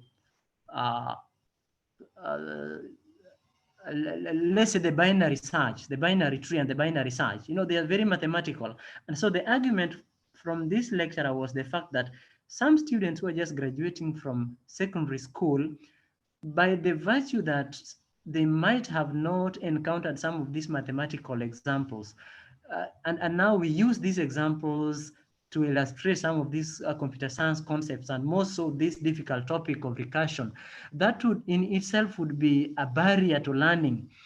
And so according to this lecturer, he proposed the use of a simple mathematical example like the power of a number. Right. Yeah, he said that many students, when you tell them a power of a number like 2 to power 1, 2 to power 2, 2 to power 3, basically this is something they are going to resonate with, because at least from a very early stage, like grade 5, 6, 7, this is something they have been interacting with. So as a case in point, yes, the power of a number can be a good mathematical example to bridge the gap between the diverse students in an introductory class. Right. So the diversity and the different levels of mathematical ability are quite a barrier that needs to be actively addressed. Yes. And George, I hope we've got a little bit more time, because I see there's another question that's come through. Someone has asked, does the actual age of the student play a role in which games or how you go about your game designs? So that I suppose if we had to change that question slightly, it would be, if you've, say, got first years, second years, third years, would you introduce these kind of concepts differently? Depending on the level of the students. Based on the level of the students, yeah, for sure, that would come in play, because, for example, the scenarios you'd use for first-year students would be totally different from the ones you'd use for the second-year level or third-year level, based on their level of exposure to problem solving, logic, as well as mathematical ability. And so for sure, you might have to consider that in your design. Thanks very much. I haven't seen any further questions coming through. I think just an observation from my side is, in terms of the mathematical issues, is over the years, even at Rhodes, we've decreased the entrance requirements for students. I think many years ago, we required a full first-year mathematical. You had to take first-year mathematics in order to do ComSci 3. And I think that's been dropped. And so that's also increased the diversity of students in there, which is increasing the challenges. So I found your presentation very valuable. Thank you very much. I haven't seen any further questions coming through, George, so I'm going to hand back to you. Thank you, Ed. That is all. Thank you so yes, it just remains me. Thank you very much, Jekton, for your very interesting presentation. It's a very real problem for all of us who do have to teach concepts like recursion. Anything we can do to help there.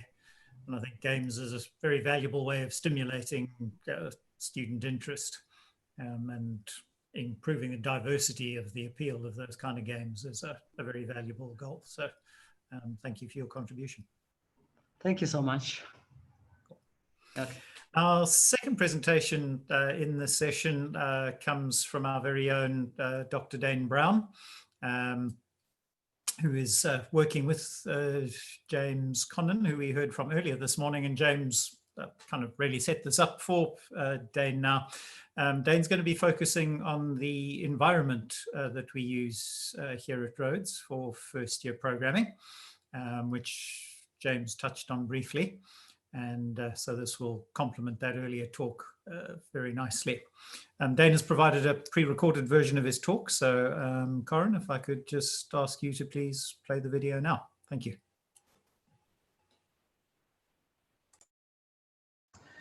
Good day, I'm Dane Brown, and my presentation is on a portable problem-solving environment that is specifically geared towards first-year computer science students. Over here you see a quick breakdown of the rest of the presentation, and note that James Connon is the co-author of this paper, and he had his presentation in the previous session. So in that paper, it's also co-authored with Cara Watkins and myself. So if there's any questions on the detail of the curriculum, please refer to that presentation. And I might make some references in this presentation as well to that one. So yes, this is predominantly a technical study on the environment that the first year students used. And note that the focus is teaching the new generation, but especially in South Africa. So there are some problems in countries like South Africa that also have to be addressed. And one of them, at least at Rhodes University, is the diverse students that we get during first year, at least first year. And you can expect any student from someone that has never touched a computer in their lives before to someone that is very adept at coding and problem solving, and can get along with just using the notes on their own.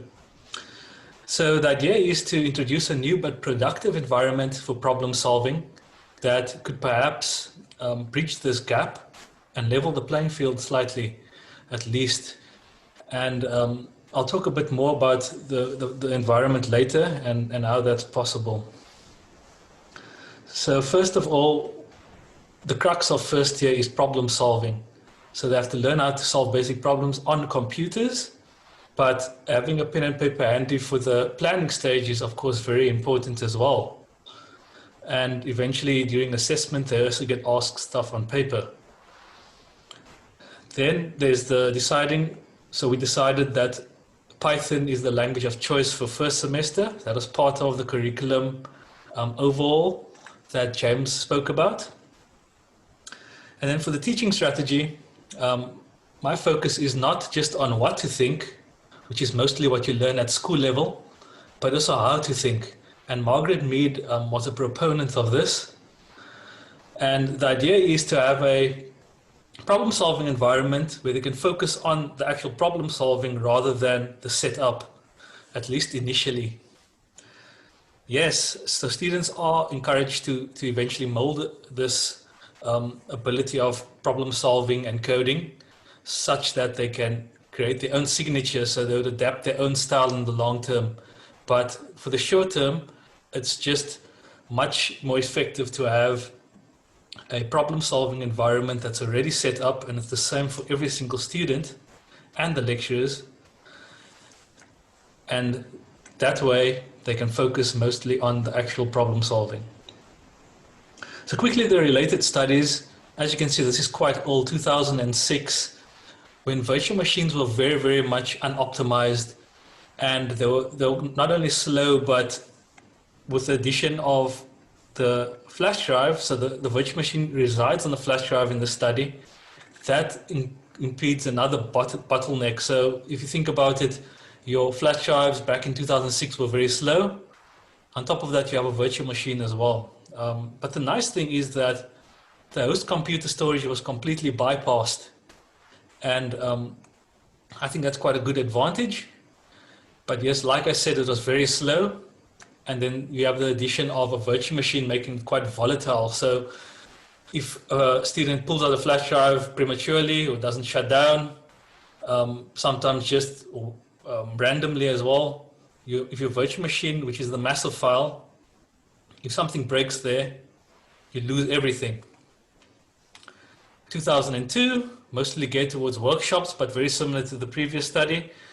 The big difference is it still installs directly onto the host. So over here you can see it installs directly onto the host, which means it's much faster, but it's still a virtual machine, and it's not necessarily geared towards students this time. 2015, more recent. The nice thing about this study is not only did school kids use it, but varsity kids as well. And the emphasis is that students can continue to work at home at their own pace. Yes, it's still a virtual machine. This one's known as Lab on the Stick, and this is what we tested in 2018. So created our own version of this to see whether it's feasible. But what we really want to do is to create a native environment, and that's the implementation that I'm going to show you soon, that installs directly onto the flash drive. So you get better performance because it's no longer virtualized. And then finding a way to use less disk space so that it actually fits into the 8 GB flash drive is the other thing that needs to be addressed as well. So I'm going to show you that that is possible. In fact, that 5.5 gigs of free space is still left as well after installing the entire environment. So the above sounds great. However, in 2018, we first tested whether the VM idea works. So I said that before, it's similar to Lab on a Stick in 2018. So quickly first, the demographics. Students with internet, we checked this in 2020 because of the COVID-19 problem. So only 70% have internet, and of that 70%, you know, in South Africa, it's a problem. You have LTE, or there's so-called LTE, but there's still massive connectivity issues over there. Students need a device to program on, and having programming only on paper for the entire year is of course problematic. Programming on a tablet can be done, but smartphones maybe not so much. So that's just to show you that there's still problems in that area, especially in South Africa. But the great news is that I've noticed a lot of students that come to my office have laptops now. So from 2019, I've been the ADP, which is the extra classes lecturer, since 2018. So lots of students, I mean, it makes me very popular. The students come to me and they visit me in my office, or they ask for feedback, or we have some formal lectures for extra classes. And many of the times they come with the laptop to the office now in 2020. And this is quite encouraging. I've also seen that there's been a large increase in the amount of laptops in the lab, even though there are computers that can be used. So quickly, why? So the motivation for why? It's because you get the exact look and feel as everyday lectures. So the lecturer might, the lecturer uses this environment as well. So there's 3 of us in first semester, and we use the exact same environment. So from day one, students are exposed to this environment. And then there's the IDE that James spoke about, Thunny. It's a cross-platform, so Microsoft Windows, Mac, Linux. The students get to choose. So if they don't want to use this environment, they still get to use it on a different operating system. The nice thing about this is it's open source. So we noticed that a lot of nagging updates and registration pop-ups occurred throughout the years, and some students even installed cracked versions, we actually found out as well, which is a problem. I said that already. And the nice thing is we put a soft copy on the flash drive as well, so the flash drive is quite useful in that regard. So many students don't request for the hard copy of the textbook anyway.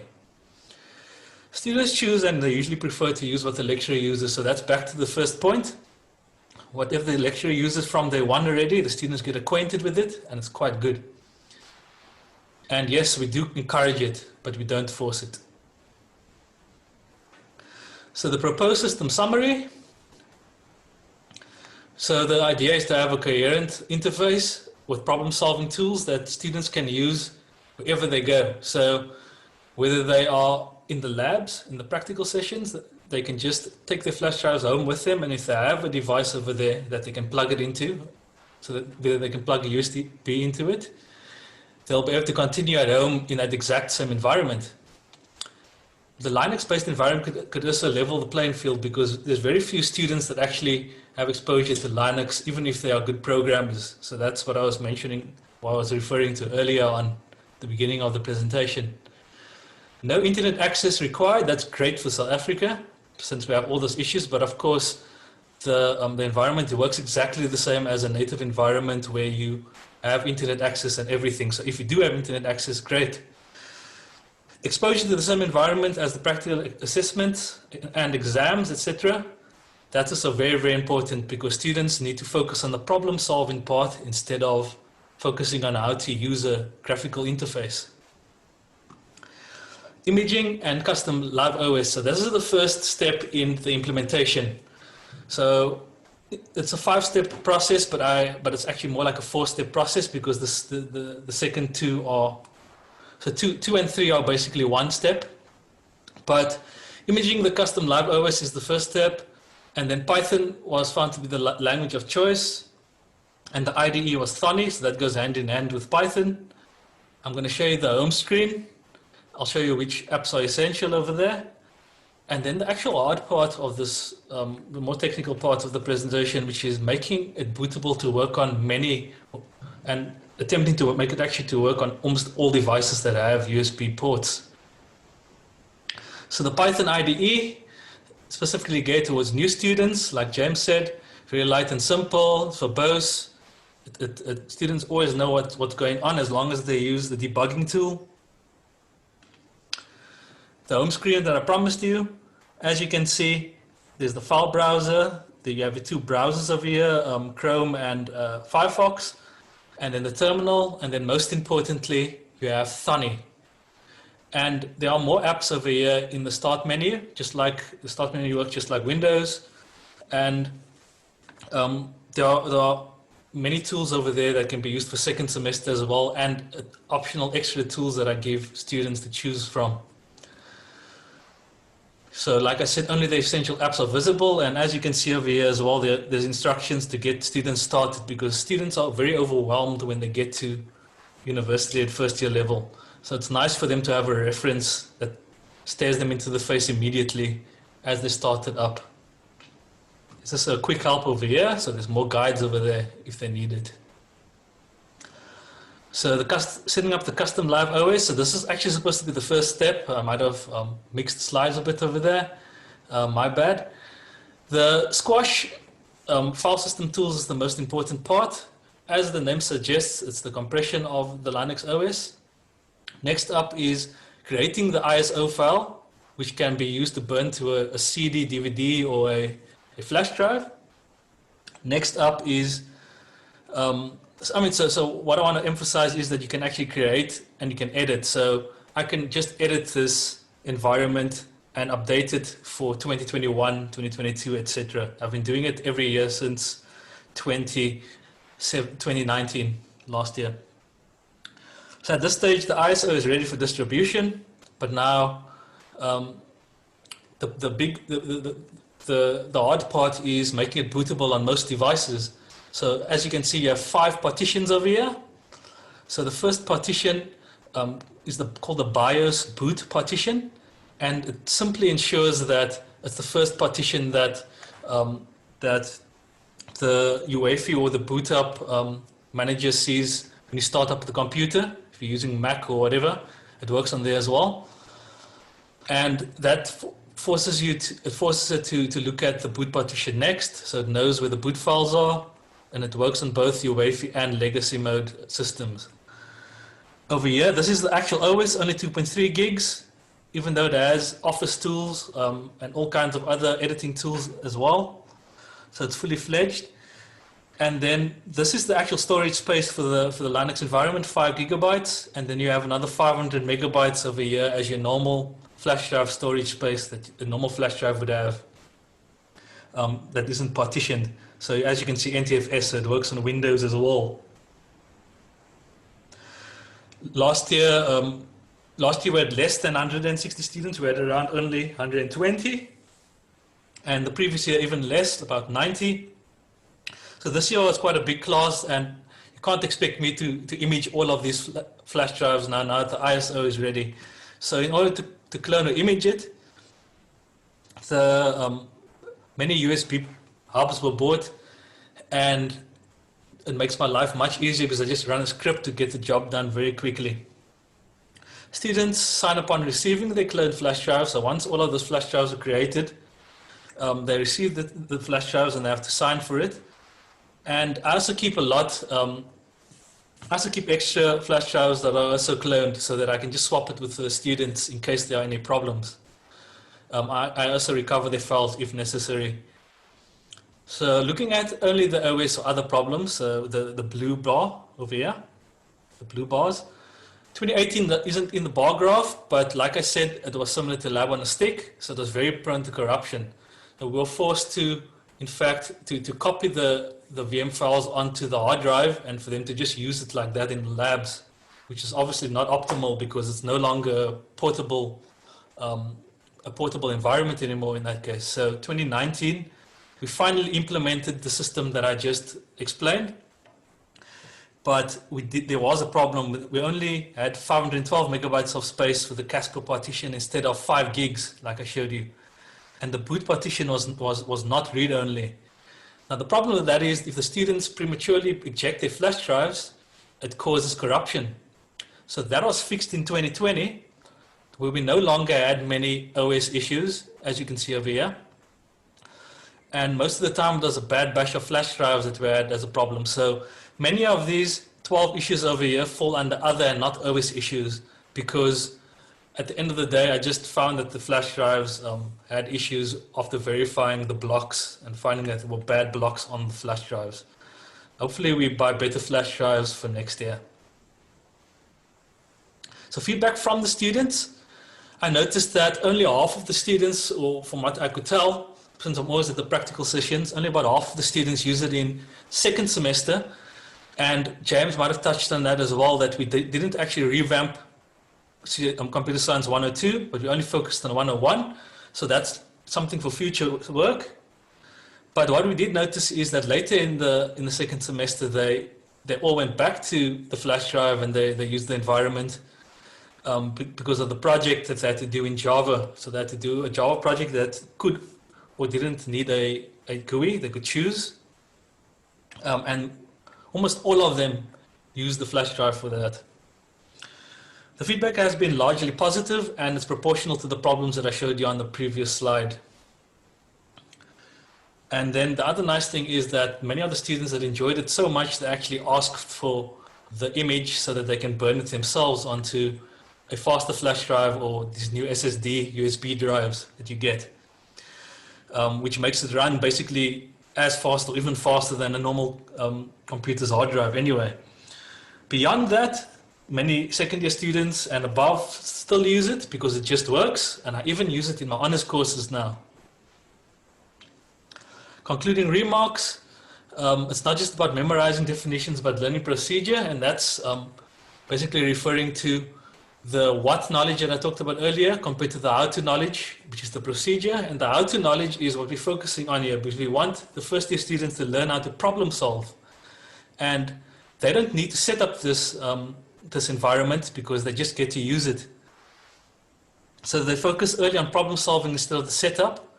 But of course, at some stage in life, they need to be able to mold their own way of coding and to find a way to set up these things on their own. So that is also another thing that they do eventually learn. Practicing problem solving is important. So the nice thing is they can take the flash drives with them after a practical session. Maybe it's 5 o'clock in the evening. They can continue to work at home instead of staying late evenings in the labs. But it's of course their decision.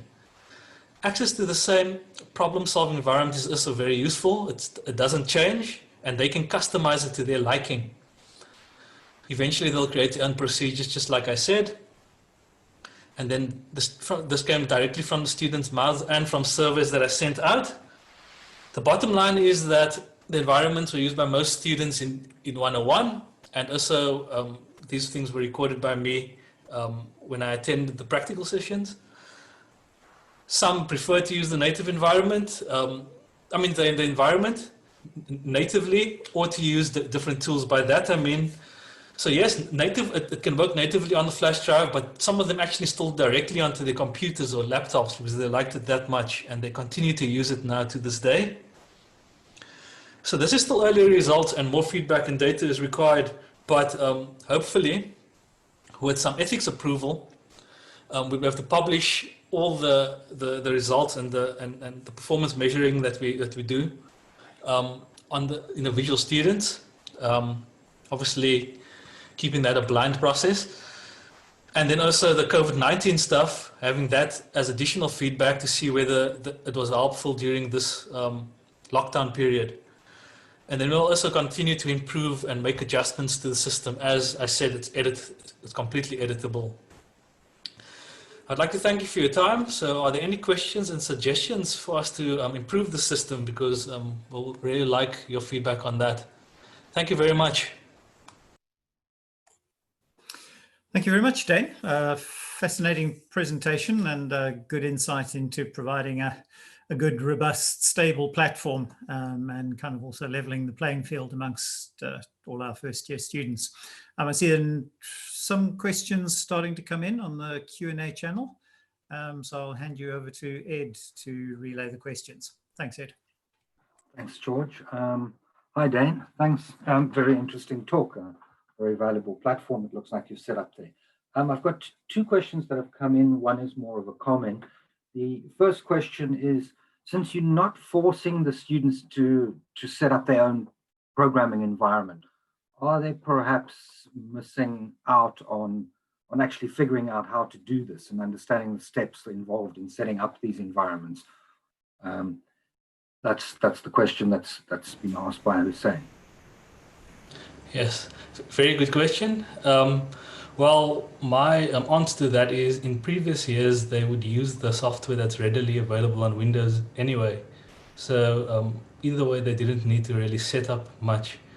There are some instructions given to set up Thonny and basics on our web tool that we call RE Connected at Rhodes University. So all that instructions are readily available there, but that's a very good point that you make. So it's something to look at maybe for future years, either in second semester or in second year and third year, on whether they should continue to use that. But one point that I can make is that they do in fact use GitHub and a few other tools later on, especially in third year. So there is a continuation of this, which is quite important. Yeah. Okay. And then the other two look just comments really from attendees.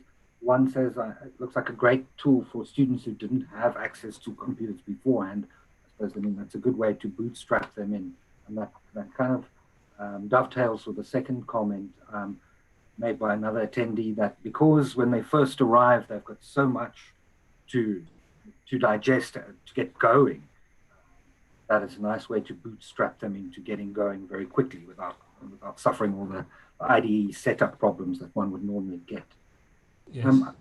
I haven't seen any other questions coming through. Perhaps just something from my side. I see you mentioned that students have a danger of losing their work. I think you mentioned that about the images. Perhaps, like you said, you've counted that now with the latest iteration. You haven't had any failures. So yes. I'm just wondering, is there some way perhaps of building in cloud support so that their work is saved to the cloud rather than to the flash drive? That again might defeat the purpose of having your portable environment without the internet. So, no, that's actually a very, very good question, and I didn't emphasize it enough in the presentation. But the GitHub part, on the instructions page on the home screen, you saw there to set up GitHub. Now, sometimes that's a bit overwhelming for first years to use.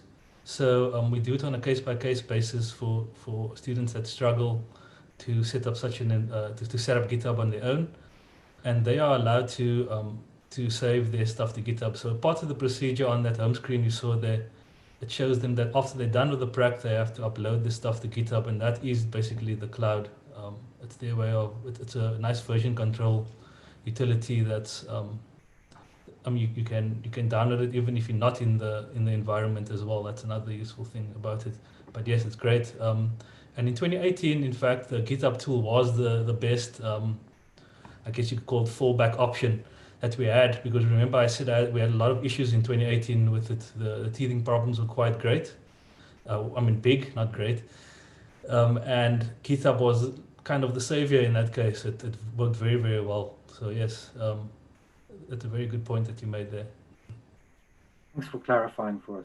I just see another comment by attendees saying perhaps you can build in automatic syncing to back up the work. Yeah. Yeah. And I'm not seeing anything else coming through, so I don't know if we can hand back to George there. Thanks very much, Dan. That was very interesting. Thank you very much for having me. Sorry, might have one more come through. Sorry. Hussein has said that they disagree with the scaffolding, but scaffolding must be removed by design eventually and not by accident. If not, some will learn basic skills and others will not. So I think that harks back to the debate about, are we making it too simple, and people perhaps missing out on learning how to set up these environments. But again, most of these have been comments really and not questions. I don't know if you'd like to speak to that again. Very much appreciated. It's very nice to see the positive comments as well. Okay, thanks very much, Dan. And hand back to George. Thanks, Ed. And yes, thank you, Dan. I know you've put a huge amount of effort into getting this platform stable and robust, and it's really starting to bear fruit and a very useful part of our first year teaching program. Folks, that brings us to the end of the second morning session. We'll now take a extended lunch break, and we'll be back with you again at 2 p.m. Please do come back and join us, and we look forward to some more interesting talks in the afternoon session. See you then. Have a good lunchtime.